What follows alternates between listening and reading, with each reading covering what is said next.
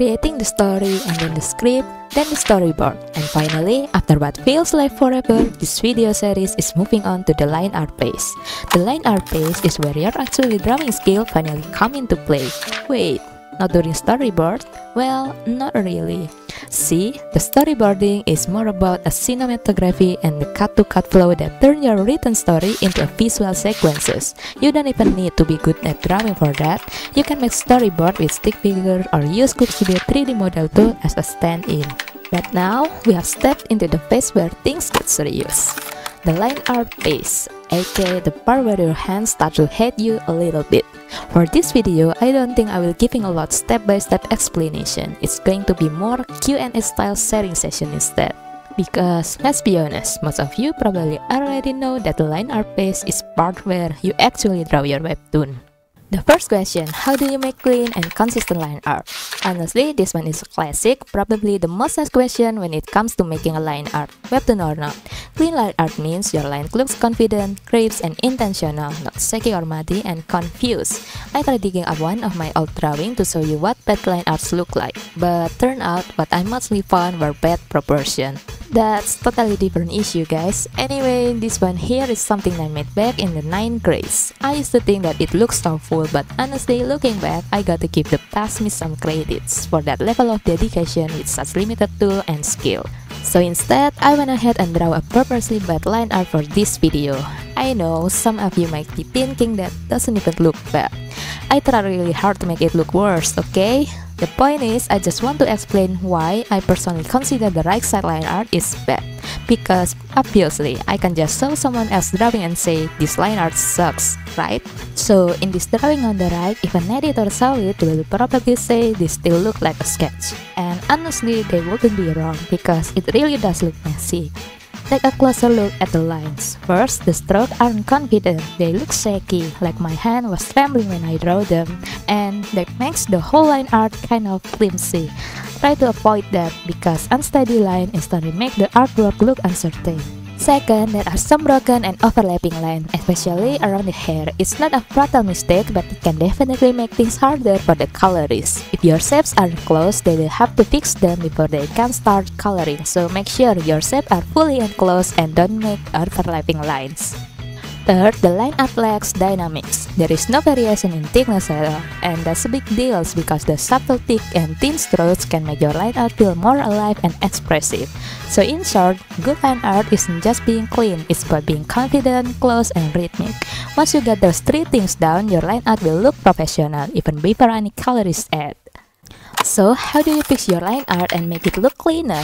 The first solution is for those wobbly or shaky lines. You can turn on the stabilizer for your pens. When you activate the stabilizer, it will help you draw smoother and steadier lines. Perfect if your hand tends to shake a bit when holding the pen.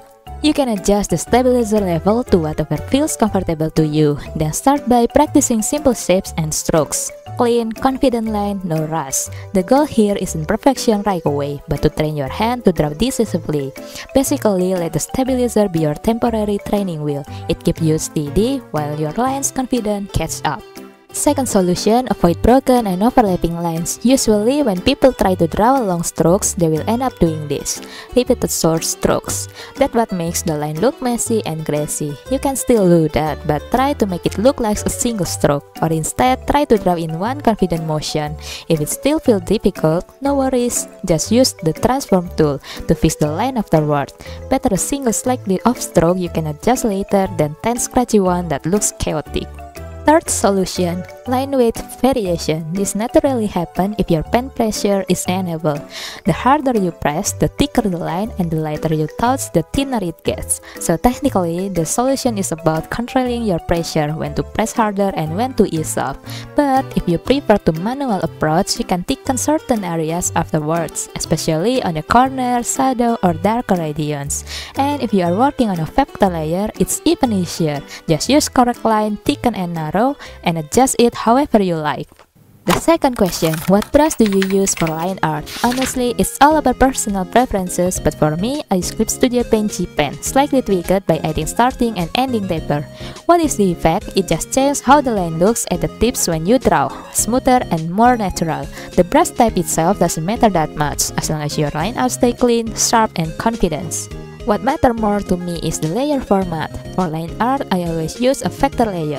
Why? Because it makes the drawing workflow so much easier. With a vector layer, you can quickly adjust the line thickness like I just saw earlier. Plus, if you are transform your line art, the lines stay crisp and smooth. And here is a bonus. If you ever need to erase the overlapping lines, just one click and it's gone. The third question, line art first or background first? Honestly, it totally depends on your workflow preferences. If you are comfortable drawing everything manually from character to background, then sure, you can work on both at the same time. For webtoon that use 3D background, it's the same deal. You can start with the background first or with the line art. Both paces can even run side by side as long as it's done before the coloring stage. If you make the background first, then the line art just need to match the perspective of the background. If you draw the character line art first, then simply adjust the background to match the character perspective. Pretty simple, right? By the way, here is the final line art from my webtoon without any speech bubble. Can you still follow the scene's flow? Yes, it's actually as simple as a character checking the time, waiting, hearing them falling from the back, and finally answering the call. If I wanted a faster pacing, I could have just shown this part only. See, the vibe feels totally different, right? Alright guys, that is for today's video. Unless you guys still have some question about line art pace in making a webtoon, if you do, just drop them in the comments below. If you want to watch the preview page storyboarding, click the video on the left. And if you want to see the page before that, writing the scripts, click the video on the right. And okay then, see you next time. Bye!